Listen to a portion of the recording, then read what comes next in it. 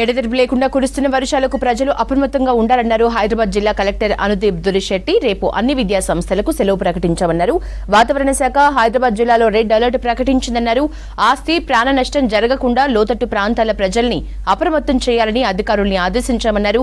జియాగూడ మండి దగ్గర మూసి వరద నీటి ప్రవాహ ఉధృతిని పరిశీలించారు కలెక్టర్ అనుదీప్ దురిశెట్టి. 24 గంటల నుంచి హైదరాబాద్లో వర్షాలు భారీగా కురుస్తూ ఉన్నాయి. ఐఎండీ ఫోర్కాస్ట్ ప్రకారంగా వచ్చే 24 గంటలు కూడా మనకి హెవీ రెయిన్ఫాల్ మనము ఎక్స్పెక్ట్ చేయొచ్చు అని వాళ్ళు చెప్తా ఉన్నారు.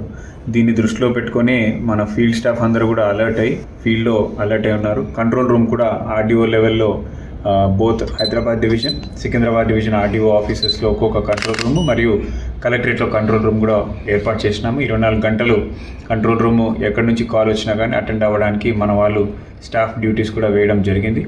దీంతో పాటుగా అన్ని మండలాల్లో తహసీల్దార్లు మరియు డీటీలు, ఆర్డీఓలు అందరూ కూడా ఫీల్డ్లో ఎప్పటికప్పుడు మానిటర్ చేస్తూ ఉన్నారు.